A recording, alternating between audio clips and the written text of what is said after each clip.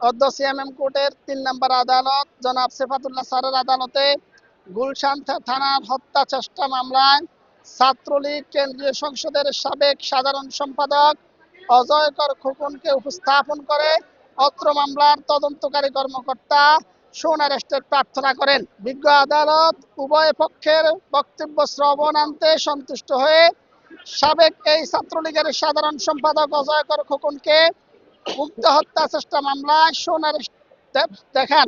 আসামি পক্ষ এই অজয়কর খোকন ছাত্রলীগের সাথে দীর্ঘদিন সম্পৃক্ত নয় মর্মে তাদের বক্তব্য উপস্থাপন করে তাকে সোন অ্যারেস্ট না দেখানোর প্রার্থনা করেন। আমরা বিজ্ঞ আদালতে রাষ্ট্রপক্ষে শুনানি করে আমরা বলেছি, বিজ্ঞ আদালত উনি নিজেই আদালতের অনুমতি নিয়ে সাবমিশনে বলেছেন যে তিনি চারবার নমিনেশন প্রার্থনা করেছেন, দল তাকে নমিনেশন না দিয়ে তার আসনে একজন ব্যবসায়ীকে নমিনেশন দিয়েছেন।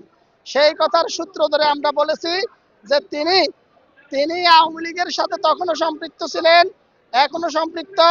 বিশেষ করে শেখ হাসিনা এই দেশের থেকে পালিয়ে যাওয়ার পূর্ব মুহূর্তে তার সমস্ত নেতাকর্মীদেরকে রাস্তায় নামিয়েছেন সশস্ত্র অবস্থায় নিরস্ত্র আন্দোলনকারীদের উপর আক্রমণ করার জন্য।